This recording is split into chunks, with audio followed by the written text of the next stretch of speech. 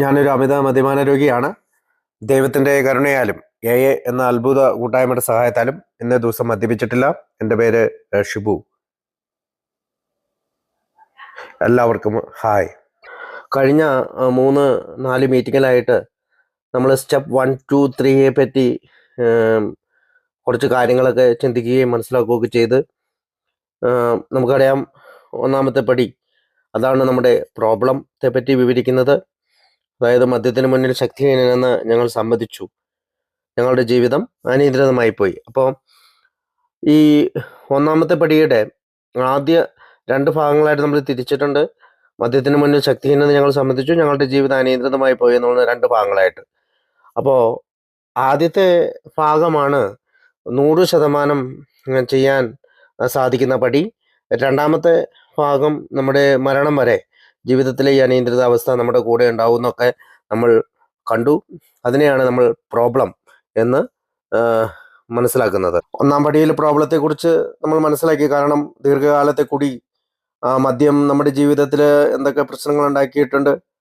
നമ്മൾ പലരും ഹോസ്പിറ്റലിൽ അഡ്മിറ്റ് ആവുകയും വീണ്ടും വീണ്ടും കുടിക്കുകയൊക്കെ ചെയ്തപ്പോൾ അതിനെ നിയന്ത്രിക്കാനായിട്ട് നമ്മൾ ഒരുപാട് ശ്രമങ്ങളൊക്കെ നടത്തിയതിന് ശേഷമാണ് നമ്മൾ ആൽക്കഹോളിക്സ് അനോണിമസിൽ എത്തിയിരിക്കുന്നത്. ഒരു പക്ഷേ 10, 20, 30 വർഷം കുടിച്ചിട്ടും, ചിലപ്പോൾ 4, 5 വർഷം കുടിച്ചിട്ടും ദീർഘകാലം കുടിച്ചിരിക്കണമെന്നില്ല എന്ന് നമ്മുടെ ബുക്കിൽ പറയുന്നുണ്ട്. അല്ലെങ്കിൽ മറ്റുള്ളവർ കുടിച്ചിരിക്കുന്നതിൻ്റെ അത്ര അളവ് കുടിക്കാതെ തന്നെ ഒരു പക്ഷേ നമ്മൾ ഈ പവർലെസ്സിന് മദ്യത്തിന് മേലെയുള്ള ശക്തിഹീനത മനസ്സിലാക്കിയിട്ട്, അല്ലെങ്കിൽ പ്രോബ്ലം മനസ്സിലാക്കിയിട്ടാകാം നമ്മൾ എത്തിയിരിക്കുന്നത്. അതിനെയാണ് ഒന്നാമത്തെ പടിയിലെ പ്രോബ്ലം ആയിട്ട് നമ്മൾ മനസ്സിലാക്കുന്നത്. പ്രോബ്ലത്തെ നമ്മൾ ഫിസിക്കൽ ക്രേവിങ് ആയിട്ട് കണ്ടു. അതായത് നമ്മുടെ ശാരീരികമായിട്ട് ഒരു ആർത്തി ഉണ്ട് എന്ന് സിൽക്ക് വർത്ത് പറയുന്നതെല്ലാം നമ്മൾ കണ്ടു. അല്ലെങ്കിൽ ഒരു മദ്യാസക്തി ഒരു രോഗമാണ്. ആ രോഗം നമ്മുടെ ആൽക്കഹോളിക്കിൻ്റെ ശരീരത്തിൽ ഒരു കെമിസ്ട്രി ഉണ്ടാക്കുന്നുണ്ട്. മദ്യമകത്ത് ചെന്ന് കഴിയുമ്പോൾ അതിൻ്റെ പേരാണ് ആർത്തി. ആർത്തി എന്ന പ്രതിഭാസമില്ലാതെ ഒരു മദ്യാസക്തന് കുടിക്കാൻ സാധിക്കില്ല എന്ന് നമ്മൾ പ്രോബ്ലത്തിൻ്റെ ഭാഗമായിട്ട് ഒന്നാം പടിയിൽ കണ്ടു. അടുത്തതായിട്ട് നമ്മൾ പഠിച്ചത്, അല്ലെങ്കിൽ നമ്മൾ ചിന്തിച്ചത് മെൻ്റൽ ഒബ്സഷനെ കുറിച്ചാണ്. മാനസികമായിട്ടൊരു സമ്മർദ്ദം ആൽക്കഹോളിക്കിന് ഉണ്ടാകുന്നുണ്ട്. കുടിക്കുക, വീണ്ടും കുടിക്കുക എന്നുള്ള ഒരു തലത്തിലേക്ക് ആദ്യത്തെ കുടി കഴിയുമ്പോൾ ഓരോ ആൽക്കഹോളിക്കും കടന്നു ചെല്ലുന്നുണ്ട് എന്ന് നമ്മൾ മനസ്സിലാക്കി. അപ്പോൾ ഫിസിക്കൽ ക്രേവിങ്ങും മെൻ്റൽ ഒബ്സഷനും നമ്മൾ ഒന്നാം പടിയിൽ പ്രോബ്ലത്തിൻ്റെ ഭാഗമായിട്ട് മനസ്സിലാക്കിയതാണ്. കാരണം ഈ മെൻ്റൽ ഒബ്സഷനെ കുറിച്ചൊക്കെ നമ്മൾ പഠിച്ചു. RID ഫാക്ടറൊക്കെ പഠിച്ചു. റെസ്റ്റ്ലെസ് ഇറിറ്റബിൾ ഡിസ്കണ്ടന്റ് പഠിക്കുക എന്ന് പറഞ്ഞാൽ നമ്മൾ ചിന്തിച്ചു ആ കാലഘട്ടത്തിൽ.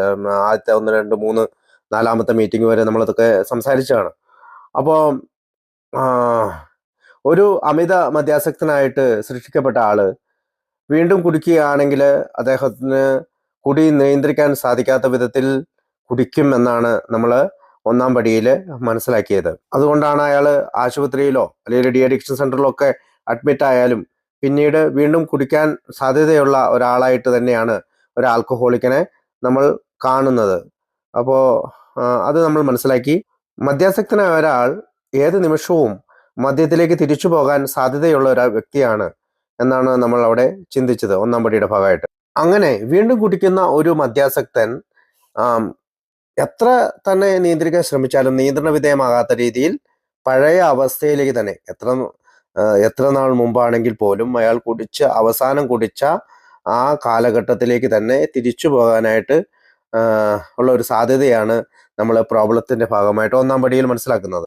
അങ്ങനെ ആൽക്കഹോളിക്സ് അനോണിമസിൻ്റെ ഉള്ളിലെത്തുന്ന ഒരു അംഗത്തിന് ആൽക്കഹോളിക്സ് അനോണിമസിൻ്റെ ഷെയറിങ്ങിൽ മറ്റ് അംഗങ്ങൾ പറഞ്ഞു കൊടുക്കുന്ന, അല്ലെങ്കിൽ അയാൾ മനസ്സിലാക്കിയെടുക്കുന്ന കാര്യങ്ങളാണ്, എനിക്ക് മദ്യാസക്തി എന്ന ഒരു രോഗമുണ്ട്, അതിൻ്റെ ഫിസിക്കലായിട്ട് ഒരു ശാരീരികമായ ഒരു ആർത്തി വരാനുള്ള സാധ്യതയുണ്ട്, മെൻ്റൽ ഒബ്സഷൻ അല്ലെങ്കിൽ ഒരു മാനസിക സമ്മർദ്ദത്തിലേക്ക് എന്നെ വഴുതി വീഴ്ത്താനുള്ള കാര്യമുണ്ട്, അതുകൊണ്ട് ഞാൻ ഒരു പ്രോബ്ലത്തിന് അടിമയാണ് എന്ന് സാധാരണ ഒരു അംഗം മറ്റുള്ളവരുടെ ഷെയറിങ്ങിൽ നിന്നാണ് ആദ്യത്തെ കാലഘട്ടത്തിൽ മനസ്സിലാക്കുക. അല്ലെങ്കിൽ സ്റ്റെപ്പ് 1 മനസ്സിലാക്കുന്നത് അങ്ങനെയാണ്. അങ്ങനെ എനിക്കൊരു പ്രോബ്ലം ഉണ്ടെന്ന് മനസ്സിലാക്കുന്ന ഒരാൾ രണ്ടാമത്തെ പടിയിലേക്ക് എത്തുകയാണ്. രണ്ടാമത്തെ ഘട്ടം എന്ന് നമുക്ക് വിളിക്കാം. അതിനെ നമ്മൾ സൊല്യൂഷൻ എന്നാണ് വിളിക്കുന്നത്, പരിഹാരം. അതിന് നമുക്കറിയാം, രണ്ടാമത്തെ പടി ഞങ്ങളെ സുബോധവാന്മാരാക്കുവാൻ ഞങ്ങളെക്കാൾ ഒരു വലിയ ശക്തിക്ക് മാത്രമേ പറ്റുകയുള്ളൂ എന്ന് വിശ്വസിക്കുവാൻ തുടങ്ങി. അവിടെ നമുക്ക് വേണ്ടതാണ് ഒരു ഓപ്പൺ മൈൻഡ്, അല്ലെങ്കിൽ ഒരു തുറന്ന ഹൃദയം, ഇത് എന്നേക്കാൾ ഒരു ഉന്നത ശക്തിയിൽ വിശ്വസിക്കാനുള്ള ഒരു ഓപ്പൺ മൈൻഡ് എനിക്ക് ആവശ്യമുണ്ട്. അല്ല, കുടിക്കാതിരിക്കാനുള്ള എല്ലാ മാർഗങ്ങളും ഞാൻ പരിശ്രമിച്ചിരുന്നു. ആൽക്കഹോളിക് അനോണിമസിൽ വരുന്നതിന് മുമ്പ് ഒരുപാട് പരിശ്രമങ്ങൾ ഞാൻ നടത്തിയിട്ടുണ്ട്. ചില ദിവസങ്ങളിലെല്ലാം എനിക്ക് കുടിക്കാതിരിക്കാൻ സാധിച്ചിട്ടുണ്ട്. പക്ഷെ ഞാൻ വീണ്ടും വീണ്ടും കുടിച്ചു പോകുന്ന ഒരു അവസ്ഥയിൽ ഞാൻ എത്തിപ്പെട്ടിരിക്കുന്നു. അല്ലെങ്കിൽ ഞാനൊരു ആൽക്കഹോളിക് ആണെന്ന് മനസ്സിലാക്കിയിട്ട് ഞാൻ എത്തിപ്പെട്ടിരിക്കുന്നു. അങ്ങനെ സമ്മതിക്കുന്ന ഒരാൾക്കാണ് സൊല്യൂഷൻ, അല്ലെങ്കിൽ ഞാൻ ഒരു ഉന്നത ശക്തിയിൽ വിശ്വസിക്കേണ്ട കാര്യമുണ്ടെന്നുള്ള ഒരു സൊല്യൂഷനിലേക്ക് അയാൾ എത്തുകയുള്ളൂ. അപ്പോൾ രണ്ടാമത്തെ പടിയിലെത്തുന്ന ഒരാൾ ഐ ചൂസ് മൈ ഓൺ കൺസെപ്ഷനാണ്. അതായത് എൻ്റെ തന്നെ ധാരണയിലുള്ള ഒരു ദൈവത്തിനെ അല്ലെങ്കിൽ ഒരു സ്പിരിച്വൽ കണ്ടീഷനെ ഞാൻ തിരഞ്ഞെടുക്കുകയാണ്. ഞാൻ നമുക്കത് ഗുഡ് ഓൾഡ് ഡയറക്ഷൻ എന്നോ ഗ്രൂപ്പ് ഓഫ് ഡ്രങ്ക്സ് എന്നോ എന്തൊക്കെ പറഞ്ഞ് പറയാമെന്നൊക്കെ നമ്മളൊന്ന് ചിന്തിച്ചതാണ്. അപ്പോൾ I choose my own conception, എൻ്റെ തന്നെ ധാരണയിലുള്ള ഒരു ഉന്നത ശക്തിയെ ഞാൻ തിരഞ്ഞെടുക്കുകയാണ് രണ്ടാമത്തെ പടിയിൽ. അപ്പോൾ രണ്ടാമത്തെ പടിയിൽ എൻ്റെ തന്നെ ധാരണയിലുള്ള ഒരു ദൈവത്തെ ഞാൻ തിരഞ്ഞെടുക്കുകയാണ്, അല്ലെങ്കിൽ ഒരു സങ്കല്പത്തെ ഞാൻ തിരഞ്ഞെടുക്കുകയാണ്, ഒരു ഉന്നത ശക്തിയെ ഞാൻ തിരഞ്ഞെടുക്കുകയാണ്. അതിനെപ്പറ്റി ആരോടും ഞാൻ വിവരിക്കേണ്ടതില്ല. അത് എൻ്റെ തന്നെ സ്വന്തമാണ്, എൻ്റെ ചോയ്സാണ്, എൻ്റെ ചോയ്സിലുള്ള ഒരു ഉന്നത ശക്തി. അതുകൊണ്ട് തന്നെ ഓരോ വ്യക്തികളുടെ അടിസ്ഥാനത്തിൽ ഈ കൺസെപ്ഷന് മാറ്റം ഉണ്ടാകും. ഒരു പക്ഷേ അത് ഇൻസ്പിറേഷൻ ഫ്രം അതേഴ്സ് ആകാം, മറ്റുള്ളവരിൽ നിന്ന് കിട്ടിയ ഒരു പ്രചോദനത്തിന്റെ ഫലമായി ഉണ്ടാകുന്ന സങ്കല്പവും ആകാം. അങ്ങനെ സൊല്യൂഷൻ തിരഞ്ഞെടുക്കുന്ന രണ്ടാം പടിയിൽ നിന്ന് മൂന്നാമത്തെ പടിയിലേക്കുള്ള ഡിസിഷൻ അല്ലെങ്കിൽ ഒരു തീരുമാനത്തിലേക്ക് നമ്മൾ എടുക്കുകയാണ്, കടന്നു ചെല്ലുകയാണ്. ഞങ്ങളുടെ ഇച്ഛകളും ജീവിതവും ഞങ്ങൾ മനസ്സിലാക്കുന്ന ദൈവത്തിന്റെ സംരക്ഷണത്തിൽ തിരിച്ചുവിടുവാനായിട്ട് തീരുമാനിക്കുകയാണ്. അതിനെയാണ് നമ്മൾ ഡിസിഷൻ എന്ന് പറയുന്നത്. മൂന്നാം പടിയുടെ ഏറ്റവും ചുരുങ്ങിയ അർത്ഥം a decision to try and live by spiritual principle, അതായത് ആത്മീയ തത്വങ്ങളുടെ അടിസ്ഥാനത്തിൽ ഞാൻ ജീവിക്കാം എന്നുള്ള എൻ്റെ ഒരു തീരുമാനം, അല്ലെങ്കിൽ ഞാൻ പരിശ്രമിക്കാം എന്നുള്ള എൻ്റെ ഒരു തീരുമാനം, അല്ലെങ്കിൽ ഞാൻ ശ്രമിക്കാം എന്നുള്ള എൻ്റെ ഒരു തീരുമാനം. അതാണ് ഈ ഡിസിഷൻ. എന്താണ് ഈ സ്പിരിച്വൽ പ്രിൻസിപ്പിൾസ്, അല്ലെങ്കിൽ എന്താണ് ഈ തീരുമാനം? മറ്റുള്ളവരുടെ തീരുമാനമല്ല, മറ്റൊരാൾ എന്ത് ചെയ്യണം എന്നുള്ള തീരുമാനമല്ല. എൻ്റെ സങ്കല്പത്തിലുള്ള, എൻ്റെ ധാരണയിലുള്ള സ്പിരിച്വൽ പ്രിൻസിപ്പിളിനെ ഞാൻ എൻ്റെ ജീവിതത്തിൽ അപ്ലൈ ചെയ്യുകയാണ്. ഇത് മറ്റൊരാൾ ചെയ്യണം അല്ലെങ്കിൽ അയാൾ ഇങ്ങനെ ചെയ്യണം എന്ന് ഞാൻ പറഞ്ഞുകൊണ്ട് നടക്കുകയല്ല. ഞാൻ എൻ്റെ ജീവിതത്തിൽ ചെയ്യാൻ ശ്രമിക്കുകയും ചെയ്യുകയും ചെയ്യുന്നതിനെയാണ് ഈ ഡിസിഷൻ എന്ന് പറയുന്നത്. അപ്പം തീരുമാനം എൻ്റേതാണ്. എൻ്റെ ജീവിതത്തിൽ ഞാൻ എൻ്റെ ജീവിതവും ഇച്ഛകളും ആഗ്രഹങ്ങളും ദൈവത്തിൻ്റെ കെയറിലേക്ക് വിട്ടുകൊടുക്കാനായിട്ട് ഞാൻ തീരുമാനിക്കുകയാണ്, അല്ലെങ്കിൽ ഒരു സ്പിരിച്വൽ പ്രിൻസിപ്പിൾ അനുസരിച്ച് ജീവിക്കാൻ ഞാൻ തീരുമാനിക്കുകയാണ്. അപ്പോൾ മൂന്നാം പടിയിൽ നമ്മൾ ഒരു കമ്മിറ്റ്മെന്റ് ചെയ്യുകയാണ്. ഈ പ്രോഗ്രാമുമായിട്ട് ഞാൻ ഇഴുകിച്ചേരാൻ പോവുകയാണ്. ആദ്യത്തെ പടിയിൽ ഞാൻ പ്രോബ്ലം മനസ്സിലാക്കി, രണ്ടാമത്തെ പടിയിൽ എനിക്ക് സൊല്യൂഷൻ കിട്ടി, പരിഹാരം കിട്ടി. മൂന്നാമത്തെ പടിയിൽ ഞാൻ ഒരു തീരുമാനം എടുക്കുകയാണ്. യെസ്, ഞാൻ ആൽക്കഹോളിക് അനോണിമസ് പറയുന്ന പ്രോഗ്രാമുമായിട്ട് മുന്നോട്ട് പോകാൻ തയ്യാറാവുകയാണ്. പിന്നീടുള്ള 4, 5, 6, 7, 8, 9 എന്നീ സ്റ്റെപ്പുകളാണ് ഹൗസ് ക്ലീനിങ് എന്ന് പറയുന്ന, അല്ലെങ്കിൽ നമ്മളെ തന്നെ വിശദീകരിക്കുന്ന അല്ലെങ്കിൽ ക്ലീൻ ചെയ്യുന്ന ഒരു സ്റ്റെപ്പ് എന്ന് പറയുന്നതും. 10, 11, 12 എന്നതിനെ ലിവിങ് ഇൻ ദ സൊല്യൂഷൻ, അല്ലെങ്കിൽ ഈ പരിഹാരത്തിൽ, അല്ലെങ്കിൽ നമ്മൾ ജീവിക്കുന്നത് ഈ പ്രോഗ്രാം അനുസരിച്ച് ജീവിക്കുന്നതിന് വേണ്ടിയിട്ടുള്ള സ്റ്റെപ്പുകളാണ് 10, 11, 12. മൂന്നാം പടിയിൽ എത്തുന്നതിന് തൊട്ടു മുമ്പായിട്ട് നമ്മളൊരു വായന ചെയ്യുന്നുണ്ട്, റീബോൺ, ഞങ്ങൾ പുനർജനിക്കപ്പെട്ടു. ആൽക്കഹോളിക് അനോണിമസിൽ വരുന്ന ഒരു അംഗത്തോട് ഈ വാക്ക് പറയുന്നത്, നമ്മൾ റീബോൺ അല്ലെങ്കിൽ പുനർജനിക്കപ്പെട്ടു എന്നൊക്കെ പറയുന്നത് ചില മത സംഘടനകൾ അല്ലെങ്കിൽ മതപരമായിട്ട് ചിലരിങ്ങനെ ഈ വെള്ളത്തിൽ മുങ്ങുകയും അവർ റീബോൺ, വീണ്ടും പുനർജനിക്കപ്പെട്ടു എന്നൊക്കെ പ്രതീകാത്മകമായിട്ടൊക്കെ ചെയ്യുന്നത് കാണാറുണ്ട്. പക്ഷെ ഇവിടെ ആൽക്കഹോളിക് അനോണിമസിനെ സംബന്ധിച്ചിടത്തോളം ഈ റീബോൺ എന്ന് പറയുന്നത് ഉള്ളിൻ്റെ ഉള്ളിൽ സംഭവിക്കുന്ന, അല്ലെങ്കിൽ ഇൻസൈഡ് പ്രോസസ്സ് എന്ന് പറയും. ആൽക്കഹോളിക് അനോണിമസിന്റെ എല്ലാ പ്രോഗ്രാമും, അല്ലെങ്കിൽ ആൽക്കഹോളിക് അനോണിമസ് പറയുന്ന പ്രോഗ്രാം, അത് എൻ്റെ ഉള്ളിൽ സംഭവിക്കുന്നതാണ്, പുറത്തല്ല. അപ്പോൾ ഈ ഉള്ളിൽ ഒരു സ്പിരിച്വൽ അവേക്കനിങ് ഉണ്ടാകുന്നതിന് വേണ്ടിയിട്ടാണ് നമ്മളത് പറയുന്നത്. കാരണം നമ്മൾ ആ പാരഗ്രാഫിൽ വായിക്കുന്നുണ്ട്, പേജ് നമ്പർ 62, ആത്മാർത്ഥമായി അത്തരമൊരു നിലപാട് ഞങ്ങൾ എടുത്തപ്പോൾ എല്ലാ തരത്തിലുമുള്ള ഗണനീയമായ കാര്യങ്ങളും അതിനെ പിന്തുടർന്നു വന്നെത്തി. ഞങ്ങൾക്കൊരു പുതിയ യജമാനനുണ്ടായി, അദ്ദേഹത്തോട് സമീപവർത്തിയായിരിക്കുകയും അദ്ദേഹത്തിന്റെ ജോലി നന്നായി നിർവഹിക്കുകയും ചെയ്തു. സർവശക്തനായ അദ്ദേഹം ഞങ്ങൾക്ക് ആവശ്യമുള്ളതൊക്കെ തന്നു. അത്തരമൊരു നിലപാടിൽ ഉറച്ചു നിന്നപ്പോൾ ഞങ്ങളുടെ തന്നെ നിസ്സാരങ്ങളായ പ്ലാനുകളിലും കളമൊരുക്കലുകളിലും സാവധാനത്തിൽ താല്പര്യം കുറഞ്ഞവരായി തീർന്നു. ജീവിതത്തിൽ ഞങ്ങൾക്ക് എന്തു സംഭാവന നൽകാൻ കഴിയുമെന്ന് നോക്കുന്നതിൽ ഞങ്ങൾ കൂടുതൽ താല്പര്യമുള്ളവരായി തീർന്നു. ഞങ്ങളുടെ ഉള്ളിൽ പ്രവഹിക്കുന്ന ഒരു പുതിയ ശക്തി ഞങ്ങൾ അറിഞ്ഞപ്പോൾ, മനസ്സമാധാനം ഞങ്ങൾ ആസ്വദിച്ചപ്പോൾ, ജീവിതത്തെ വിജയകരമായി നേരിടാമെന്ന് ബോധവാന്മാരായി തീർന്നപ്പോൾ, ഇന്നിനെക്കുറിച്ചും നാളെയെക്കുറിച്ചും ഇനി അങ്ങോട്ടുമുള്ളതിനെക്കുറിച്ചുള്ള ഭയം ഞങ്ങളെ വിട്ടൊഴിയാൻ തുടങ്ങി. ഞങ്ങൾ പുനർജനിക്കപ്പെട്ടു. ഇതാണ് ആ പാരഗ്രാഫിൽ പറയുന്നത്. അപ്പോൾ സ്റ്റെപ്പ് 4 ചെയ്യുന്നതിന് മുമ്പ് നമുക്ക് ഒരു യജമാനനുണ്ട്. നമ്മൾ അയാളോട് സമീപവർത്തിയായിട്ട് പ്രവർത്തിക്കുക. അപ്പോൾ ഇനി അങ്ങോട്ടുള്ള ജീവിതത്തിൽ ദൈവമാണ് ഞങ്ങളുടെ ഡയറക്ടർ എന്നും, അദ്ദേഹമാണ് മുതലാളിയെന്നും, അദ്ദേഹമാണ് ഞങ്ങളുടെ പിതാവെന്നും, ഞങ്ങൾ വൈയാഗത്തിന്റെ മക്കളും ഏജന്റുമാരാണെന്നൊക്കെ നമ്മൾ ചിന്തിക്കാൻ തുടങ്ങി. അങ്ങനെ 3ാമത്തെ പടിയിൽ നിന്ന് നമ്മൾ 4ാമത്തെ പടിയായിട്ടുള്ള നമ്മുടെ ഹൗസ് ക്ലീനിങ് ആരംഭിക്കുകയാണ്. അപ്പോൾ 4ാമത്തെ പടിയുടെ made a searching and fearless moral inventory of ourselves. അതിസൂക്ഷ്മതയോടും ഭയം കൂടാതെയും ഞങ്ങളുടെ ധാർമ്മിക നിലവാരത്തെ വിലയിരുത്തി. ഇതാണ് 4ാം പടി പറയുന്നത്. 1ഉം 2ഉം 3ഉം പടികൾ വളരെ എളുപ്പത്തിൽ ചെയ്യുന്ന ഒരു AI അംഗം 4ാം പടിയിലെത്തുമ്പോൾ ഒട്ടുമിക്കവാറും കുറച്ചു നാൾ സ്റ്റക്ക് ചെയ്ത് നിൽക്കാറുണ്ട്. അയാൾ അവിടെ തങ്ങി നിന്നിട്ട് ഇതെനിക്ക് ചെയ്യാൻ കഴിയുകയില്ല, അല്ലെങ്കിൽ ഇത് എനിക്ക് ചെയ്യേണ്ട ആവശ്യമുണ്ടോ, ഞാൻ എല്ലാ ദിവസവും മീറ്റിങ്ങിന് പോകുന്നില്ലേ, അപ്പോൾ എൻ്റെ ഇൻവെന്ററി ഒക്കെ എടുത്തിട്ടല്ലേ ഞാൻ പോകുന്നതെന്നൊക്കെ ചോദിച്ച് 100,000 ന്യായീകരണങ്ങൾ കണ്ടുപിടിച്ചുകൊണ്ട് നമ്മളെപ്പോലുള്ള പല അംഗങ്ങളും സ്റ്റക്ക് ചെയ്തു നിൽക്കാനുള്ള, അല്ലെങ്കിൽ തങ്ങി നിൽക്കാൻ സാധ്യതയുള്ള ഒരു സ്റ്റെപ്പാണ് സ്റ്റെപ്പ് 4. പക്ഷേ ചെയ്തു കഴിഞ്ഞാൽ വളരെ എളുപ്പമുള്ളതും, അല്ലെങ്കിൽ ചെയ്യാനായിട്ടും ചിന്തിക്കാനായിട്ടും നല്ല എളുപ്പമുള്ള ഒരു സ്റ്റെപ്പാണ് സ്റ്റെപ്പ് 4. ബിഗ് ബുക്കിൽ, ആൽക്കോളിക്സ് അനോണിമസിന്റെ ബിഗ് ബുക്കിൽ പേജ് നമ്പർ 64 മുതൽ 71 വരെയുള്ള ആ പേജുകളിൽ കൃത്യമായിട്ട് എങ്ങനെയാണ് സ്റ്റെപ്പ് 4 ചെയ്യേണ്ടത് എന്ന് നമ്മൾ പഠിക്കുന്നുണ്ട്.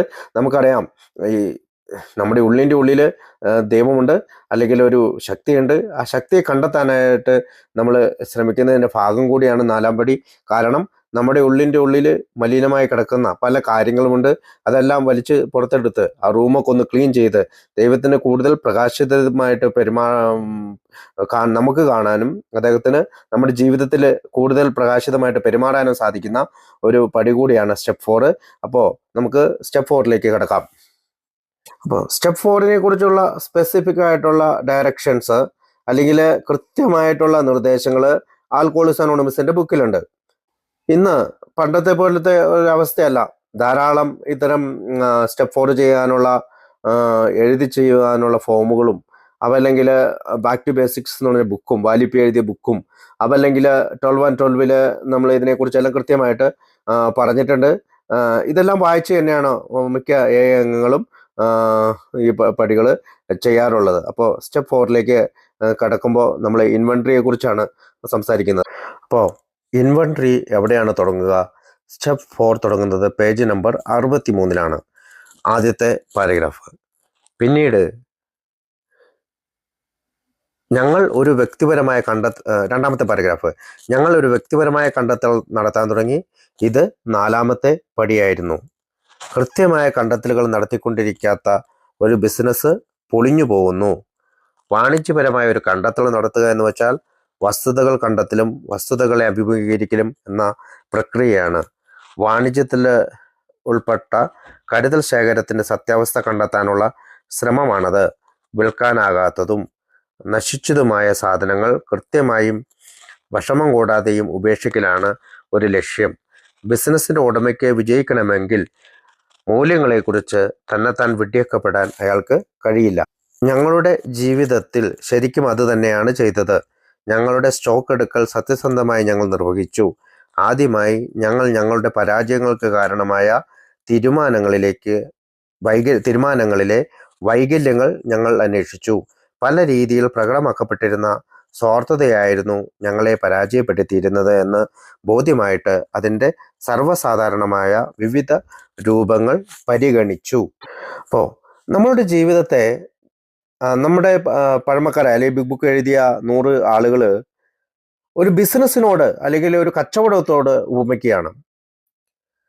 റെഗുലറായിട്ട് ഒരു കച്ചവടം ചെയ്യുന്ന ഒരാൾ അദ്ദേഹത്തിൻ്റെ ഒരു കച്ചവടത്തിനുള്ള ഭാഗമായിട്ടുള്ള ഒരു ഇൻവെന്ററി, ഒരു സ്റ്റോക്ക് എടുപ്പ്, കണക്കെടുപ്പ് നടത്താറുണ്ട്.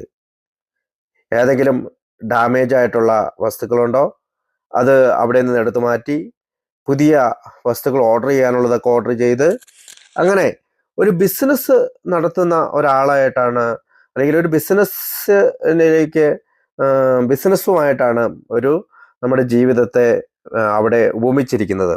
അപ്പോൾ ആ ബിസിനസ് പൊളിയാനുള്ള ഒരു കാരണം എന്താണ്? കൃത്യമായിട്ടൊരു ഇൻവെന്ററി നടത്തിയില്ലെങ്കിൽ ആ ബിസിനസ് പൊളിഞ്ഞു പോകും. കാരണം അവർക്ക് അതിന്റെ സ്റ്റോക്ക് എന്താണെന്ന് അറിയത്തില്ല, അല്ലെങ്കിൽ ആവശ്യത്തിന് സ്റ്റോക്ക് ഇല്ല, സാധനങ്ങൾ ഡാമേജ് ഒക്കെ ആയിട്ടിരിക്കുകയാണെങ്കിൽ ആ ഓണർ ഒരിക്കലും ഒരു സക്സസ്സിൽ എത്തുകയില്ല. അതുകൊണ്ട് തന്നെ അയാൾ ഒരു വിഡ്ഢിയായിട്ട് അങ്ങനെ തുടരുകയില്ല. കാരണം അയാൾക്ക് ഈ പറയുന്ന ഒരു ഇൻവെന്ററി എടുക്കേണ്ടതായിട്ടുണ്ട് എന്ന് അയാൾ കൃത്യമായിട്ട് മനസ്സിലാകും. എങ്കിൽ മാത്രമേ അയാളുടെ ബിസിനസ്സിൽ വിജയിക്കുകയുള്ളൂ എന്ന് അയാൾക്ക് കൃത്യമായിട്ട് മനസ്സിലാകും. ഒരു മനുഷ്യൻ അവനവൻ നടത്തുന്ന വ്യാപാരത്തിൽ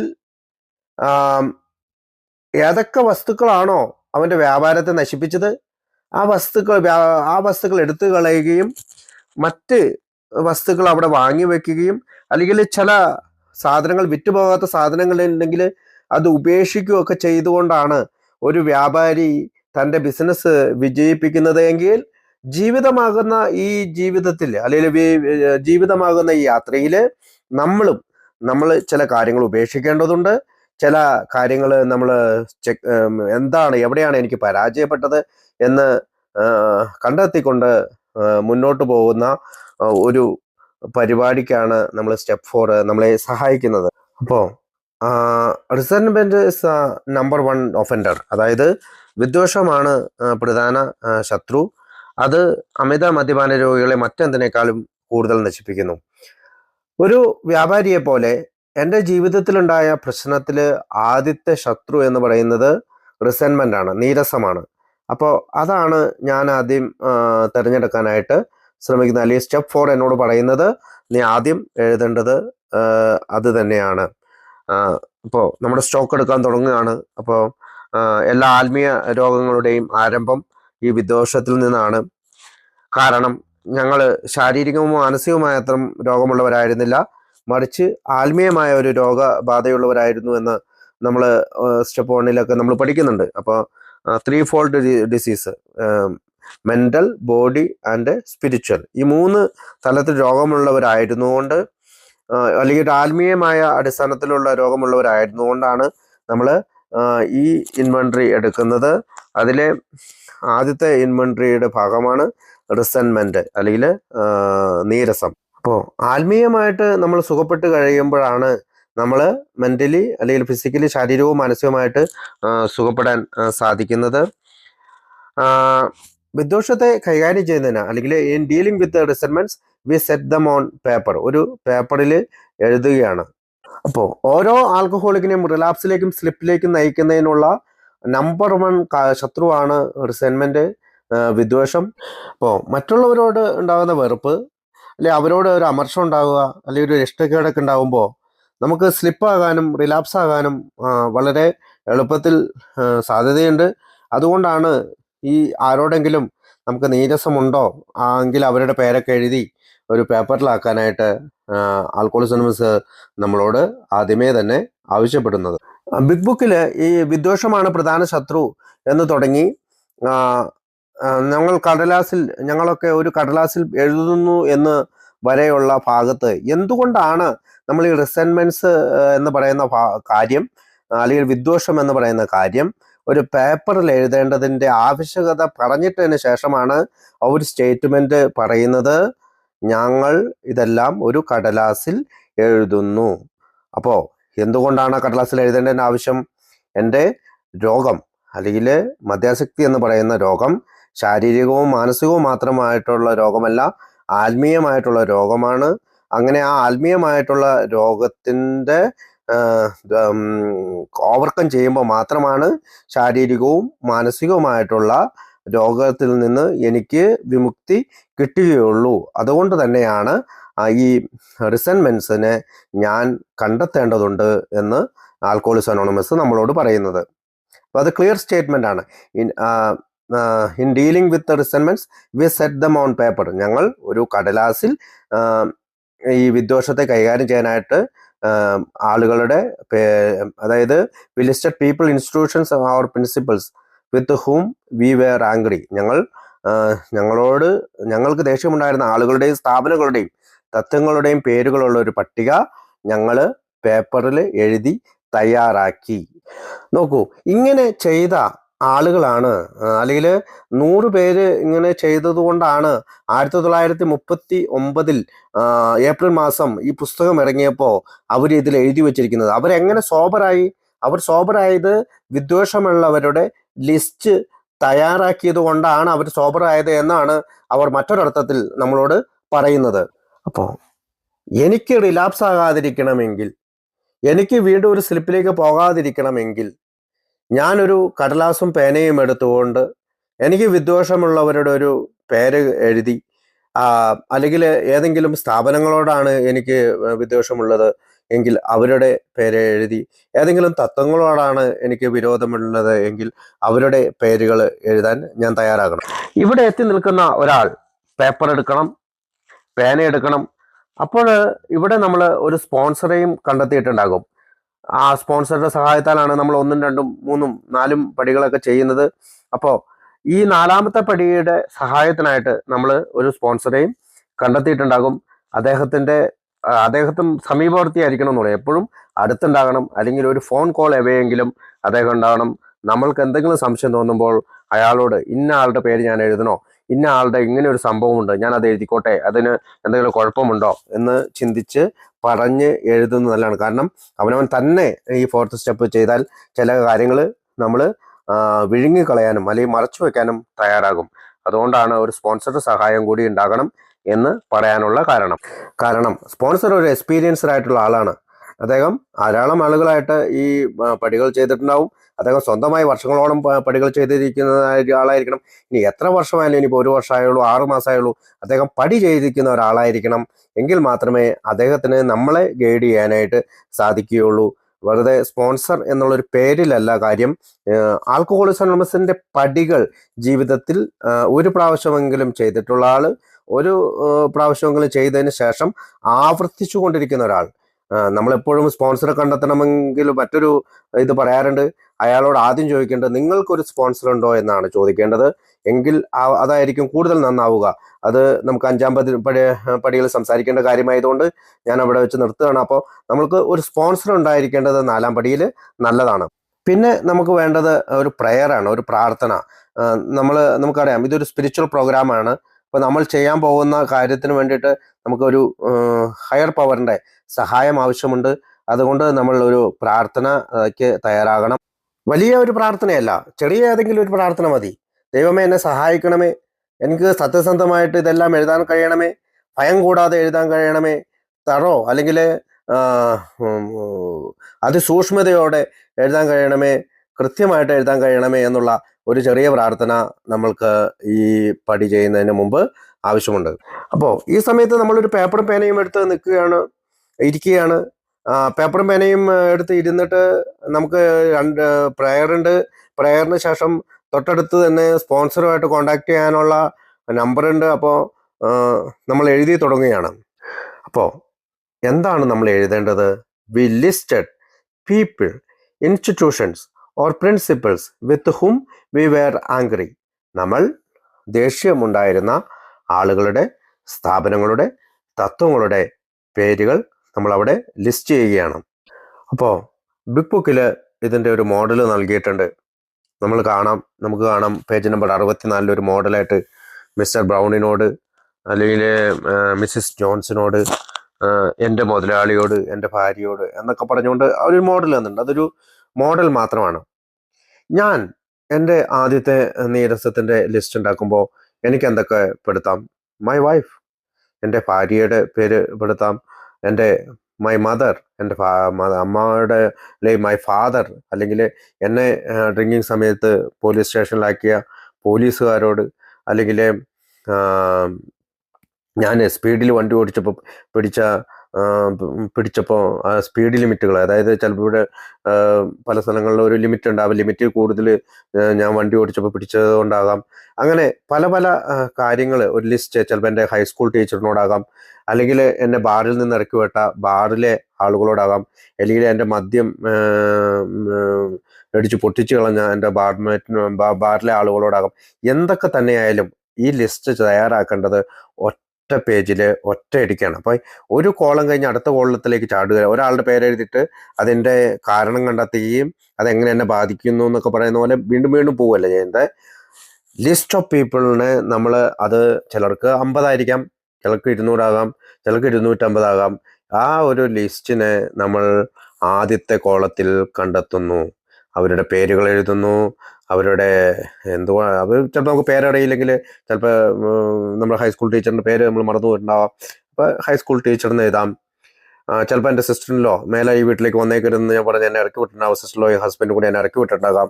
അപ്പോൾ അവരുടെ പേരെഴുതാം. ഇതെല്ലാം എഴുതി നമ്മൾ ആദ്യത്തെ പേജിൽ തയ്യാറാക്കുകയാണ്. അപ്പോൾ സംശയം ഉണ്ടെങ്കിൽ നമുക്ക് നമ്മുടെ സ്പോൺസറോട് ചോദിക്കാം, ചില ആളുകളുടെ പേര് ഞാൻ എഴുതണോ, ഇത് എഴുതിയ എനിക്ക് കുഴപ്പമുണ്ടോ, അല്ലെങ്കിൽ ഞാൻ ഇത് എഴുതേണ്ട ആവശ്യമുണ്ടോ, അയാൾ എന്നോട് ഇങ്ങനെ ചെയ്തുകൊണ്ടല്ലേ ഞാൻ അയാളോട് അങ്ങനെ ചെയ്തെന്നൊക്കെ ചോദിക്കുന്ന ചോദ്യങ്ങളൊക്കെ, കൺഫ്യൂസ്ഡ് ആയിട്ടുള്ള ആളുകളുടെ കാര്യങ്ങളുണ്ടെങ്കിൽ തീർച്ചയായും നമ്മൾ അദ്ദേഹത്തോട് ചോദിക്കുന്നതിൻ്റെ ഇത് നല്ലതാണ്. അപ്പോൾ അടുത്തത് എന്താണ് ചെയ്യേണ്ടത്? We asked ourselves why we were angry. എന്താണ് ഞങ്ങളോട് തന്നെ ചോദിച്ചു. മിക്ക കാര്യങ്ങളും കാണപ്പെട്ടത് ഞങ്ങൾ കോപാകുലരായത് എന്തെന്ന് ഞങ്ങളോട് തന്നെ ചോദിച്ചു. അതുകൊണ്ട് we asked ourselves why we were angry. അതാണ് അടുത്ത ലിസ്റ്റിൽ വേണ്ടത്. അപ്പോൾ ആദ്യത്തെ കോളത്തിൽ നമ്മൾ ഈ ലിസ്റ്റ് പേരുകളെല്ലാം എഴുതിയ ലിസ്റ്റ് എഴുതി വീണ്ടും നമ്മൾ കാരണങ്ങളെക്കുറിച്ചുള്ള ഒരു ലിസ്റ്റ് തയ്യാറാക്കാനായിട്ട് അടുത്ത കോളം വരയ്ക്കുകയാണ്. അപ്പോൾ നമ്മൾ 250 പേരുടെ പേര് എഴുതിയിട്ടുണ്ട്, അത് ഓർഡർ ചെയ്ത് തന്നെ അടുത്ത കോളത്തിലേക്ക് എഴുതി അതിൻ്റെ കാരണം കണ്ടെത്തുന്നത്. അത് എന്തെങ്കിലും ഓർഡർ ആണെങ്കിൽ പോലും എല്ലാവരുടെയും പേരുകൾ അവിടെ വരണമേ എന്നേ ഉള്ളൂ. നമ്മൾ കാരണങ്ങളിലേക്ക് പോവുക. അപ്പോൾ ഇവിടെ നമുക്ക് ബിഗ് ബുക്ക് നമുക്കൊരു എക്സാമ്പിൾ തരുന്നുണ്ട്. എന്താണ് മിസ്റ്റർ ബ്രൗണിനോട് എനിക്ക് വിദ്വേഷമുണ്ടാകുന്ന കാര്യം? ഞാൻ താഴെ മിസ്റ്റർ ബ്രൗണെന്നും എംപ്ലോയറെന്നും അല്ലെങ്കിൽ ടീച്ചറെന്നും എൻ്റെ ഭാര്യ എന്നും സിസ്റ്റർ ഇൻ ലോ എന്നും ഒക്കെ ഞാൻ എഴുതിയിട്ടുണ്ട്. അത് ആ കോളം കഴിഞ്ഞ് അടുത്ത കോളത്തിലേക്ക് ഈ മിസ്റ്റർ ബ്രൗണിന് നേരെ തന്നെ ഞാൻ എഴുതുകയാണ്. എൻ്റെ ഭാര്യയുടെ മേലുള്ള ബ്രൗണിൻ്റെ ശ്രദ്ധ, ബ്രൗണിന് എൻ്റെ വെപ്പാട്ടിയെക്കുറിച്ച് എൻ്റെ ഭാര്യയോട് അവൻ പറഞ്ഞു. ബ്രൗണിന് ഒരു പക്ഷേ എൻ്റെ ജോലി അവന് കിട്ടിയേക്കാം. ഇതാണ് എൻ്റെ നീരസത്തിനുള്ള കാരണം, എൻ്റെ ഭാര്യയുടെ മേലുള്ള അവൻ്റെ ശ്രദ്ധ. അവൻ എൻ്റെ ഭാര്യയോട് എന്താ പറഞ്ഞത്? എൻ്റെ വെപ്പാട്ടിയെക്കുറിച്ച് പറഞ്ഞ് അതിനെ പറ്റിയുള്ള ഒരു ഉദാഹരണം, ഒരു എക്സാമ്പിൾ പറഞ്ഞാണ്. അപ്പം നമുക്ക് പല രീതിയിലായിരിക്കും. ഇപ്പം എൻ്റെ ടീച്ചർ ഞാൻ നന്നായി പഠിച്ചിട്ടും എന്നെ വല്ലാതെ അടിച്ച് ക്ലാസ്സിൽ നിന്ന് പുറത്താക്കുകയും അല്ലെങ്കിൽ എന്നെ സസ്പെൻഷൻ ചെയ്യിപ്പിക്കുകയോ ഒക്കെ ചെയ്തിട്ടുണ്ടാകാം. അങ്ങനെയാകുമ്പോൾ നമ്മൾ എന്താ എഴുതേണ്ടത്? എൻ്റെ ഹൈസ്കൂൾ ടീച്ചറിന് എഴുതിയിട്ട് അയാളുടെ നേരെ എന്താ എഴുതേണ്ടത്? അദ്ദേഹം എന്നെ സ്കൂളിൽ നിന്ന് പുറത്താക്കി. അതാണ് നീരസത്തിനുള്ള ഒരു കാരണമായിട്ട് ഞാൻ എഴുതേണ്ടത്. അപ്പോൾ ഒരു ഉദാഹരണം പറഞ്ഞു മാത്രം. അടുത്തത് ബിഗ് ബുക്കിൽ പറയുന്നത് മിസ്സിസ് ജോൺസിനെ കുറിച്ചാണ്. അപ്പം നമ്മൾ ആദ്യത്തെ കോളത്തിൽ മിസ്സിസ് ജോൺസൺ എന്ന് എഴുതിയിട്ടുണ്ട്. നമുക്കറിയാം 200 പേരുടെ പേരുണ്ട്. അപ്പോൾ ആദ്യത്തെ മിസ്റ്റർ ബ്രൗൺ ആണ്. രണ്ടാമത്തെ കോളത്തിൽ അപ്പം നമ്മൾ എഴുതി അവന് നമ്മുടെ ഭാര്യയോട് ഒരു താല്പര്യമുണ്ട്, അത് നമ്മൾ എഴുതി, അതിന് നമ്മുടെ ജോലി കിട്ടിയേക്കാമെന്ന് എഴുതി. അപ്പം അടുത്തത് നമ്മൾ എഴുതേണ്ടത്, അടുത്തത് നമ്മൾ കാണുന്നത് ആദ്യത്തെ കോളത്തിൽ മിസ്റ്റർ ജോൺസൺ ആണ്. എന്താണ് അവൾക്ക് പറ്റിയത്? അവളൊരു വട്ടത്തിയാണ്, അല്ലെങ്കിൽ അവൾക്ക് സ്വല്പം ഭ്രാന്തുണ്ട്. അവള് എന്നെ കൊച്ചാക്കി, അവളുടെ ഭർത്താവിനെ കുടിച്ചതിന് ജയിലിലാക്കി. അവൻ എൻ്റെ കൂട്ടുകാരനാണ്. അവളൊരു കുറ്റം പറച്ചിലുകാരിയാണ്. അവളെപ്പോഴും മറ്റുള്ളവരുടെ കുറ്റം പറയുന്ന ഒരാളാണ്. അതാണ് എനിക്ക് അവളോടുള്ള നീരസത്തിന് കാരണമായിട്ട് അവിടെ എഴുതേണ്ടത്. അടുത്ത പേരെന്താണ്? ആദ്യത്തെ കോളത്തിൽ ഞാൻ ഓൾറെഡി എഴുതി വെച്ചിട്ടുണ്ട്, എൻ്റെ മുതലാളിയോട്. അല്ലെങ്കിൽ ഞാൻ വേറെ സിസ്റ്റർ ഇൻ ലോ എന്നോ പോലീസെന്നൊക്കെ എഴുതിയിട്ടുണ്ടാവും. അപ്പോൾ അതിൻ്റെ നേരെ നമ്മൾ എന്താ എഴുതേണ്ടത്? ഇപ്പം ഞാൻ എൻ്റെ മുതലാളിയോട് എന്നുള്ളത് ഇത് ഉദാഹരണമായിട്ട് എടുക്കുകയാണെങ്കിൽ, വകതിരിവില്ലാത്തവൻ, അന്യായമായി പ്രവർത്തിക്കുന്നവൻ, അടക്കി വാഴുന്നവൻ, കുടിച്ചതിന് എന്നെ ചുട്ടുകളയുമെന്ന് ഭീഷണിപ്പെടുത്തുന്നു, എൻ്റെ ചെലവുകൾ ഞെരുക്കി തിരക്കി പിടിച്ചന്വേഷിക്കുന്നു. എൻ്റെ ചെലവുകൾ തിരക്കി പിടിച്ചന്വേഷിക്കുന്നു. അതാണ് അവനോടുള്ള നീരസത്തിനുള്ള കാരണം. അടുത്തത് എൻ്റെ ഭാര്യയോടാണ്. മൈ വൈഫ് എന്ന് ഞാൻ അവിടെ എഴുതി, അല്ലെങ്കിൽ അവളുടെ പേരെഴുതി. അടുത്തത് എന്നതാ, എന്നെ തെറ്റിദ്ധരിക്കുന്നു, എപ്പോഴും കുറ്റം പറയുന്നു. ബ്രൗണിനെ അവൾ ഇഷ്ടപ്പെടുന്നു, വീട് അവളുടെ പേരിൽ ആക്കണമെന്ന് അവൾ ആഗ്രഹിക്കുന്നു. അപ്പോൾ എൻ്റെ വീട് അവളുടെ സ്വന്തമാക്കാനായിട്ട് ആഗ്രഹിക്കുന്നു. അതാണ് എൻ്റെ നീരസത്തിനുള്ള കാരണം. അങ്ങനെ പോലീസുകാരനോട് എന്തുകൊണ്ടാണ് ദേഷ്യം ഉണ്ടായത്? പോലീസുകാരൻ എന്നെ അറസ്റ്റ് ചെയ്ത് ജയിലിൽ കൊണ്ടിട്ടു, അല്ലെങ്കിൽ ഒരു ദിവസം എന്നെ സ്റ്റേഷനിൽ കൊണ്ടിരുത്തി, അല്ലെങ്കിൽ സിസ്റ്ററിനോട് എന്തോ പേരാതി എഴുതിയിട്ട് അതിൻ്റെ നേരെ എന്താ എഴുതുന്നത്, അവൾ എന്നെ കുടിച്ചിട്ട് എന്നതിനോ ഇറക്കി വിട്ടു, ഇനി മേലിൽ ഈ വീട്ടിൽ വരരുതെന്ന് പറഞ്ഞു. അല്ലെങ്കിൽ അങ്ങനെ ഒരുപാട് കാര്യങ്ങൾ ആദ്യത്തെ കോളത്തിലും രണ്ടാമത്തെ കോളത്തിലുമായിട്ട് കാരണങ്ങൾ നമുക്ക് കണ്ടുപിടിക്കാൻ സാധിക്കും. ഇനി അടുത്ത കോളത്തിൽ എന്താണ് ചെയ്യേണ്ടത്? ഈ മിക്ക കാര്യങ്ങളിലും കാണപ്പെട്ടത് ഞങ്ങൾക്ക് ഞങ്ങളെക്കുറിച്ച് തന്നെയുള്ള മതിപ്പും ഞങ്ങളുടെ പോക്കറ്റ് ബുക്കുകളും ഞങ്ങളുടെ ഉത്കർഷയും ഞങ്ങളുടെ വ്യക്തിബന്ധങ്ങളും സെക്സ് ഉൾപ്പെടെ ഭീഷണിപ്പെടുത്തുകയോ ദ്രോഹിക്കപ്പെടുകയോ ചെയ്തിരുന്നു. അതുകൊണ്ട് ഞങ്ങൾ വ്രണിത ഹൃദയരായി, ഞങ്ങൾ ജ്വലിച്ച് കത്തുന്നവരായിരുന്നു. അതുകൊണ്ട് അടുത്തത് എന്താ ചെയ്യേണ്ടത്? ഞങ്ങളുടെ വിദ്വേഷ ലിസ്റ്റിൽ ഓരോ പേരിൻ്റെയും നേരെ ഞങ്ങൾ ഏൽക്കേണ്ടി വന്ന ദ്രോഹങ്ങൾ എഴുതി.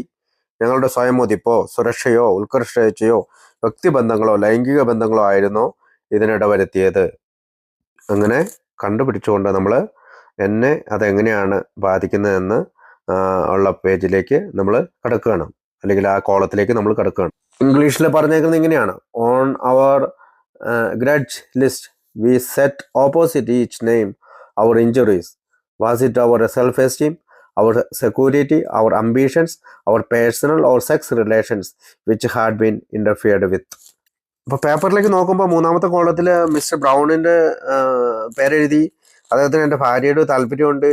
അപ്പോൾ അതെങ്ങനെ എന്നെ ബാധിക്കുന്നത്? സെക്സ് റിലേഷൻസിന്, സെൽഫ് എസ്റ്റീം അല്ലേ, എൻ്റെ ലൈംഗിക ബന്ധത്തെ, എൻ്റെ സ്വയം മതിപ്പിനെ, എൻ്റെ ലൈംഗിക ബന്ധത്തിൻ്റെ സ്വയം മതിപ്പിനെ, ഭയം, എൻ്റെ സുരക്ഷിത ബോധത്തെ, മാന്യതയെ, ഇതെല്ലാം അത് ബാധിക്കും.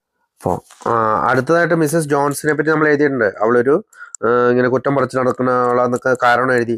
അതെൻ്റെ എന്നെ ബാധിക്കുന്നത്? എൻ്റെ പേഴ്സണൽ റിലേഷൻഷിപ്പിനെ ബാധിക്കും, സെൽഫ് എസ്റ്റീമിനെ ബാധിക്കും, വ്യക്തിബന്ധം അല്ലെങ്കിൽ ആത്മാഭിമാനം, ഇതാണ് എന്നെ ബാധിക്കുന്നവരുടെ ലിസ്റ്റിൽ ഞാൻ ആ പേജിൽ ആ കോളത്തിൽ ഞാൻ എഴുതി.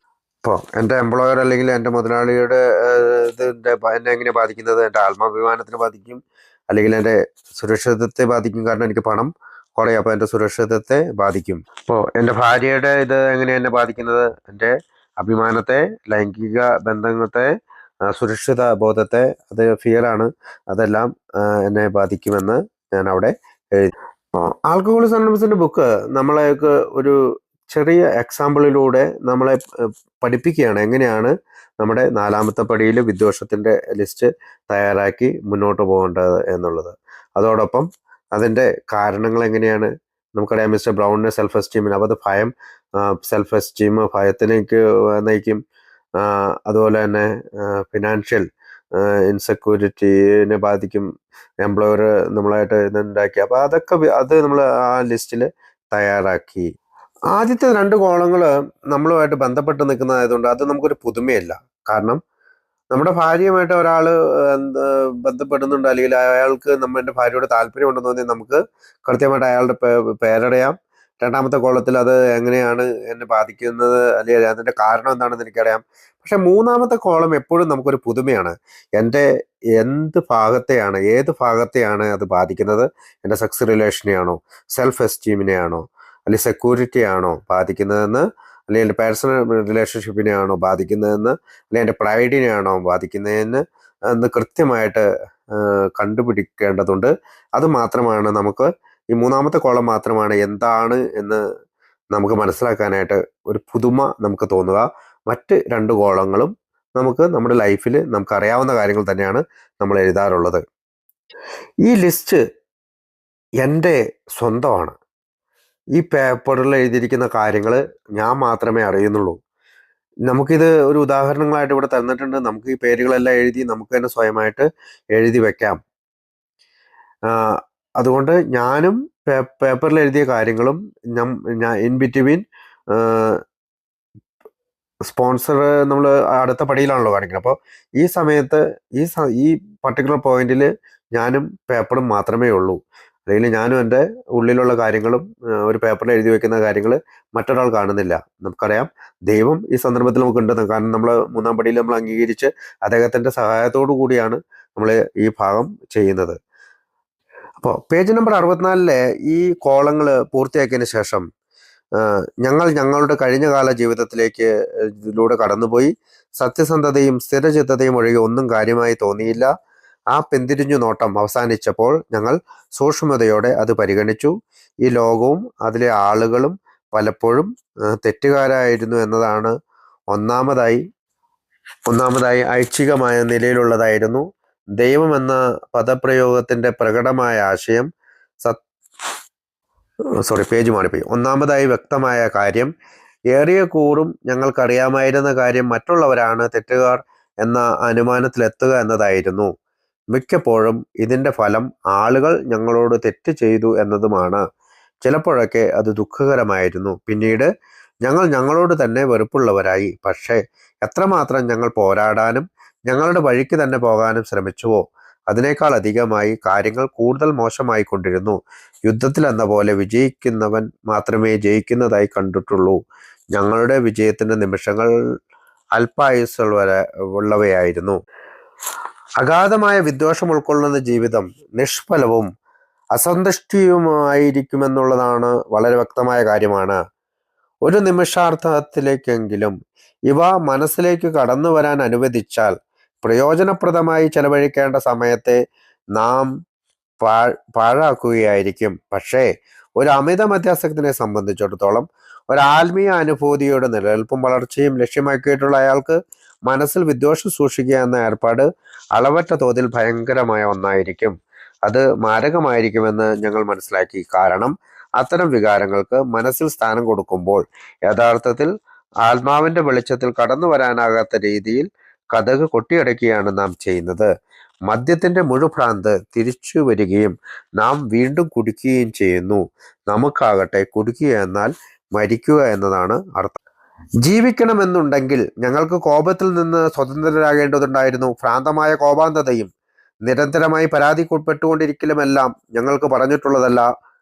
അവയൊക്കെ സാധാരണ മനുഷ്യരുടെ അസ്പഷ്ടങ്ങളായ ആഡംബരങ്ങളായിരിക്കും. പക്ഷേ അമിത മദ്യപാനാസക്തന് ഈ കാര്യങ്ങൾ വിഷമാണ്. വിദ്വേഷത്തിന്റെ ലിസ്റ്റുകൾ എഴുതിയതിനു ശേഷം ഒരു ആൽക്കഹോളിക് ആയിട്ടുള്ള ആളോട് വിദ്വേഷം എന്തുകൊണ്ട് നമ്മൾ ജീവിതത്തിൽ നിന്ന് മാറ്റി നിർത്തണമെന്ന് ആൽക്കഹോളിക് അനോണിമസിലെ പഴമക്കാരായിട്ടുള്ള ആളുകൾ ബിഗ് ബുക്കിലൂടെ നമ്മളോട് പറയുകയാണ്. നിങ്ങൾ ഇത് മറ്റുള്ളവരാണ് തെറ്റുകാരെന്ന്, ഒരു പക്ഷെ അവരായിരിക്കും തെറ്റുകാര് എങ്കിൽ പോലും അങ്ങനെയുള്ള സാഹചര്യങ്ങൾ നമുക്ക് ദുഃഖകരമാണ്. നമ്മൾ അതുകൊണ്ട് അവരോട് വെറുപ്പുള്ളവരായിട്ട് തീർന്നിട്ടുണ്ടാകാം. എങ്കിൽ പോലും നമ്മൾ വഴിമാറി സഞ്ചരിക്കാൻ ശ്രമിക്കുകയാണ് വേണ്ടത്.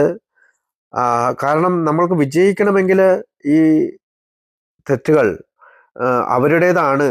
നമ്മളോട് കാഠിന്യമുള്ളവനും മറ്റുള്ളവരോട് മൃദു സമീപനമുള്ളവനുമായിരിക്കണമെന്ന് ബുക്കിൽ പറയുന്നുണ്ട്. അപ്പോൾ അഗാധമായിട്ടുള്ള ഒരു വിദ്വേഷം അല്ലെങ്കിൽ നീരസം നമ്മൾ കൊണ്ടു നടന്നാൽ നമുക്ക് ജീവിതത്തിൽ ഒരു സന്തുഷ്ടി ഉണ്ടാകുകയില്ല. അതുകൊണ്ട് അങ്ങനെയുള്ള വികാരങ്ങൾ അല്ലെങ്കിൽ ഈ ദേഷ്യം, നീരസം അല്ലെങ്കിൽ വൈരാഗ്യം ഇങ്ങനെയുള്ള വികാരങ്ങൾ മനസ്സിൽ കൊണ്ടുവരാതിരിക്കാൻ നമ്മൾ ശ്രമിക്കണം. അത് കൊണ്ടുവന്നാൽ നമുക്ക് കൂടുതൽ മാരകമായി തീരുകയും നമ്മൾ ഈ ആത്മീയമായ ഒരു വെളിച്ചത്തിന് നമ്മുടെ ഹൃദയത്തിലേക്ക് കടന്നു വരാതെ വാതിൽ കൊട്ടിയടയ്ക്കുന്ന രീതിയിലാവുകയും ചെയ്യും. അങ്ങനെ ചെയ്യുമ്പോൾ നമുക്ക് എന്താ സംഭവിക്കുക? നമുക്കറിയാം, അക്സെപ്റ്റൻസ് ഇസ് ദ ഹീ. നമ്മൾ വാതിൽ തുറന്നു കൊടുത്ത് ഇതെല്ലാം ക്ലീൻ ചെയ്താൽ മാത്രമേ നമ്മുടെ ഉള്ളിൽ ഈ സ്പിരിച്വൽ പ്രോഗ്രാമായാൽ നമുക്ക് നമ്മുടെ ഉന്നത ശക്തി നമുക്ക് ഉള്ളിലേക്ക് വരികയുള്ളൂ. നമ്മൾ ഈ വാതിൽ കൊട്ടിയടക്കുകയാണെങ്കിൽ കുടിയുടെ മുഴുഭ്രാന്തി തിരിച്ചു വരികയും നമുക്ക് ഇനി കുടിക്കുക, വീണ്ടും കുടിക്കുക എന്ന് പറഞ്ഞാൽ മരിക്കുക എന്നാണ് അർത്ഥം. അത് നമ്മൾ മരണത്തിലേക്ക് പോകും. നമ്മൾ പലപ്പോഴും പറയാറുണ്ട്, ജയിൽ, ഡെത്ത് ആൻഡ് ഇൻസ്റ്റിറ്റ്യൂഷൻ. ജയില്, മരണം, അല്ലെങ്കിൽ ഏതെങ്കിലും ആശുപത്രിവാസം, അങ്ങനെ ഉള്ള ഒരവസ്ഥയിലേക്ക് നമ്മൾ കടന്നു പോകും. അതുകൊണ്ടാണ് നമ്മൾ ജീവിക്കാൻ വേണ്ടിയിട്ട് ഈ കോപാന്തതയിൽ നിന്ന് സ്വതന്ത്രരായി നിൽക്കാനായിട്ട് ബിഗ് ബുക്ക് നമ്മളോട് ആവശ്യപ്പെടുന്നത്. അതിന് മറ്റൊരു കാര്യം കൂടി പറയുന്നുണ്ട്. ഒരു നോൺ ആൽക്കഹോളിക് ആയിട്ടുള്ള ഒരാൾക്ക് ഈ പറയുന്ന നീരസമൊക്കെ അവരുടെ ഒരു ആഡംബരമായിട്ട് അവർക്ക് എടുക്കാൻ കഴിയും. പക്ഷെ ഒരു അമിത മദ്യാസക്തന് അത് ആഡംബരമല്ല.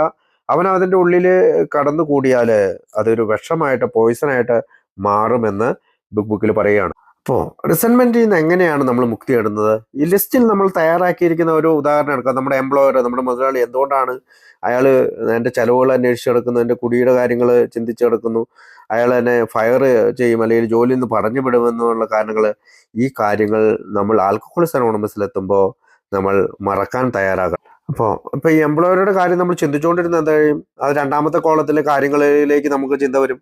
അവൻ എന്നെ ജോലിയിൽ നിന്ന് പറഞ്ഞു വിടുമെന്ന് പറഞ്ഞ് എൻ്റെ കുടിയുടെ കാര്യങ്ങൾ അന്വേഷിച്ചുകൊണ്ട് നടന്ന് അതെൻ്റെ സെൽഫ് എസ്റ്റീമിനെ സെക്യൂരിറ്റിനെയും ബാധിച്ചിരുന്നു. അതിങ്ങനെ ചിന്തിച്ച് ഒരു വട്ടം കറങ്ങി ഒരു ചക്രവ്യൂഹത്തിൽ പെടുന്ന പോലെ നമ്മൾ പെടും. അതുകൊണ്ടാണ് ആൽക്കഹോളിക്സ് അനോണിമസ് പറയുന്നത്, ഈ വിദ്വേഷത്തിൻ്റെ ലിസ്റ്റ് തയ്യാറാക്കിയതിന് ശേഷം നമ്മൾ അത് മറക്കാൻ ശ്രമിക്കുക. അപ്പോൾ നമ്മളിത് മറക്കാൻ തയ്യാറായില്ലെങ്കിൽ എന്തോ നമ്മുടെ നെഗറ്റീവ് തിങ്കിങ് വരും. പിന്നീട് നമ്മൾ കുടിക്കാൻ തയ്യാറാകും അല്ലേ? വീണ്ടും ഇത് മറക്കാൻ വേണ്ടിയിട്ട് ഒന്നോ രണ്ടോ കുടിച്ചേക്കാം എന്ന് നമ്മൾ വിചാരിക്കാനാണ് സാധ്യത കൂടുതൽ. അതുകൊണ്ടാണ് കുടി തിരിച്ചു വരും, നീരസം നമ്മൾ മനസ്സിൽ നിന്ന് ഒഴിവാക്കിയില്ലെങ്കിൽ കുടി തിരിച്ചു വരുമെന്ന് ബിഗ് ബുക്കിൽ പറയുന്നത്. അപ്പോൾ നമ്മൾ വീണ്ടും we turn back to the list. ഇത് മറക്കുന്നതിലേക്കായി ഞങ്ങൾ പട്ടികയിലേക്കൊന്ന് തന്നെ തിരിഞ്ഞു നോക്കുകയാണ്. അപ്പം നമ്മൾ എഴുതി വെച്ചിരിക്കുന്ന വിദ്വേഷത്തിന്റെ പട്ടികയിലേക്ക് തിരിഞ്ഞു നോക്കുകയാണ്. കാരണം ഭാവിയുടെ താക്കോൽ അതിലാണ്. അതിനെ പുതിയൊരു വീക്ഷണത്തിൽ കാണാൻ ഞങ്ങൾ തയ്യാറെടുത്തിരുന്നു. ലോകവും അതിലെ ജനങ്ങളും ഞങ്ങളെ നിയന്ത്രിക്കുന്നതായി ഞങ്ങൾ കണ്ടു തുടങ്ങി. അത്തരമൊരവസ്ഥയിൽ മറ്റുള്ളവരുടെ തിന്മകൾ യഥാർത്ഥമോ ഭാവനയോ ആകട്ടെ ഞങ്ങളെ നശിപ്പിക്കാൻ പോകുന്നവയാണ്. ഞങ്ങൾ എങ്ങനെ രക്ഷപ്പെടും? ഈ അമർഷത്തെ അതിജീവിക്കേണ്ടതുണ്ട്. പക്ഷെ എങ്ങനെ? മദ്യത്തിനുപരി ഇവയെ അകറ്റി നിർത്താൻ ഞങ്ങൾക്ക് കഴിയുന്നില്ല. ഇതായിരുന്നു ഞങ്ങളുടെ അവസ്ഥ. ഞങ്ങളോട് തെറ്റ് ചെയ്തവർ ആത്മീയമായി അധപ്പതിച്ചവരാകാമെന്ന് ഞങ്ങൾ മനസ്സിലാക്കി.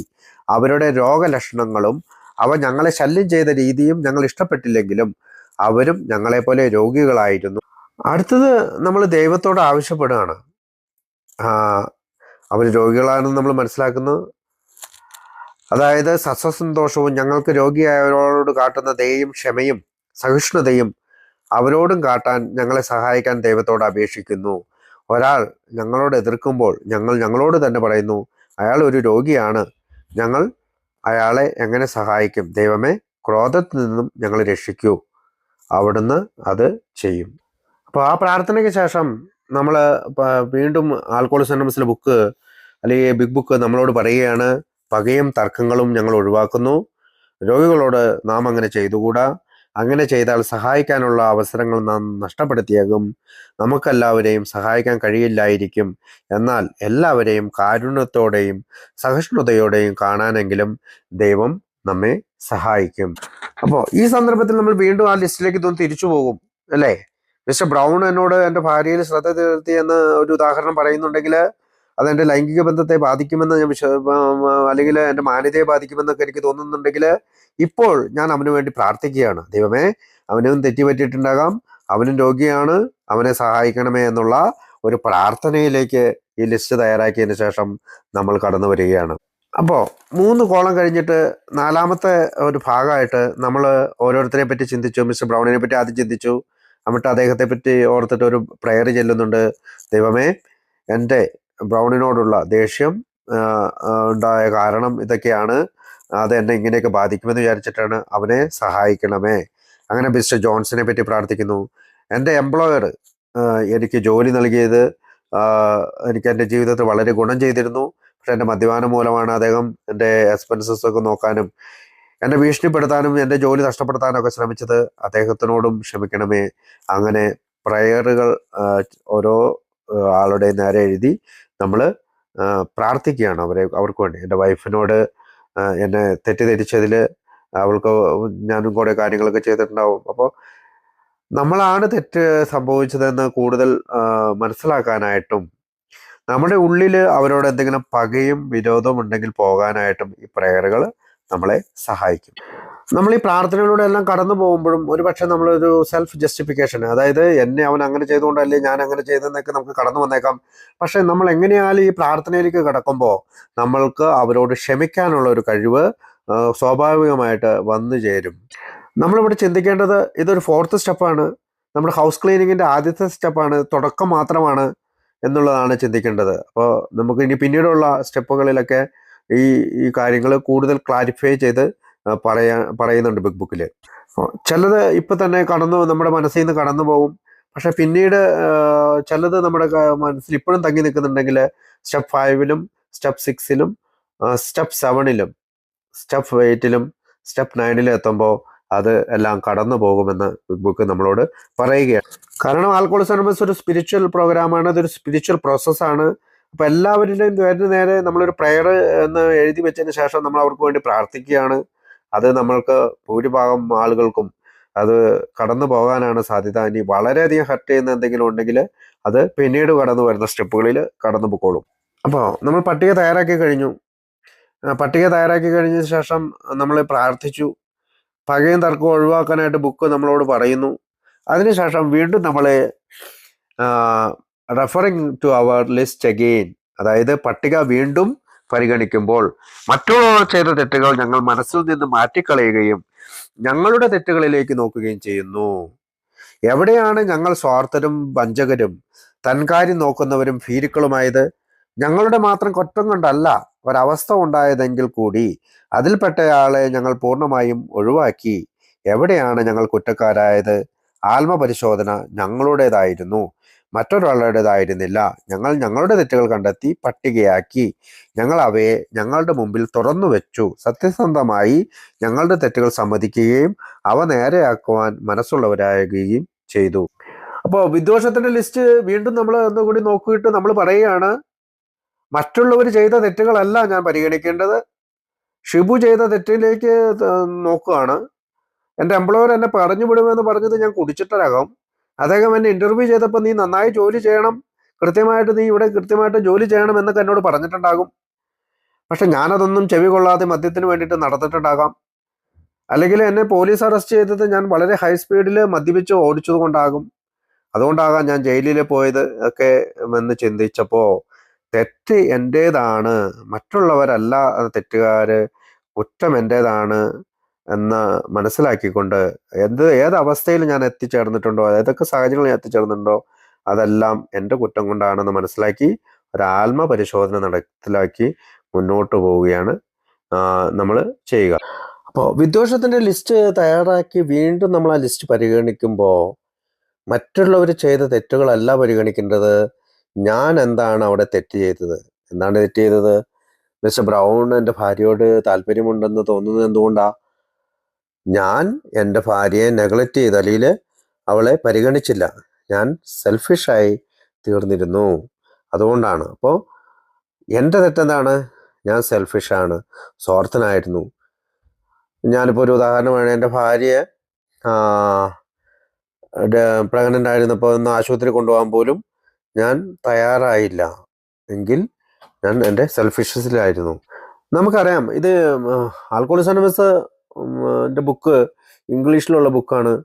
അപ്പോൾ അതുകൊണ്ട് തന്നെയാണ് ഈ പറയുന്ന പോലെ മിസ്റ്റർ ജോൺ എന്നും അങ്ങനെയൊക്കെ നമ്മുടെ ബുക്കിൽ കാണുന്നത്, അല്ലെങ്കിൽ ബ്രൗൺ എന്നൊക്കെ കാണുന്നത്. അപ്പം നമുക്ക് ചിലപ്പോൾ നമ്മുടെ ലിസ്റ്റിൽ ചിലപ്പോൾ ജോസഫ് എന്നും മത്തായി എന്നും ഔസേപ്പച്ചെന്നൊക്കെ എഴുതേണ്ടി വരും. എങ്ങനെയായാലും ആ ആളുകളുടെ പേരുകൾ എഴുതി, ഞാൻ മദ്യപിച്ചുകൊണ്ടിരുന്നപ്പോൾ എൻ്റെ വീട്ടിൽ അയാൾ വന്നിട്ട് എൻ്റെ ഭാര്യ കടന്നു പിടിച്ചെന്ന ഒരാളുടെ പേരെഴുതുവാണെങ്കിൽ അപ്പോൾ അത് രണ്ടാമത്തെ ഇതിൽ കൊടുത്തു. എന്തുകൊണ്ടാണ് അങ്ങനെ കടന്നു പിടിക്കാനുള്ള കാരണം? അതിന് കാരണം ഞാനാണ്. I neglected my wife, that not selfish. അപ്പോൾ ഇതൊരു ഉദാഹരണമായിട്ട് ഞാനങ്ങ് പറഞ്ഞു എന്ന് പറഞ്ഞു. അപ്പോൾ ഈ മിസ്റ്റർ ജോൺസെന്നോ അല്ലെങ്കിൽ അങ്ങനെയൊക്കെ കാണുമ്പോൾ, അല്ലെങ്കിൽ മിസ്സസ് ജോൺസൺ എന്നൊക്കെ കാണുമ്പോൾ നമ്മൾ വല്ലാതെ ബേജാറാവേണ്ട കാര്യമൊന്നുമില്ല. അവിടെ നമ്മൾക്ക് ദേഷ്യമുള്ള ആളുകളുടെ പേരുകൾ കൃത്യമായിട്ട് എഴുതുക. എന്നിട്ട് ഇപ്പോൾ പറയുന്ന വീണ്ടും ലിസ്റ്റ് നമ്മൾ 4ാമത്തെ തവണയാണ് ഈ ലിസ്റ്റ് പരിഗണിക്കുന്നത്.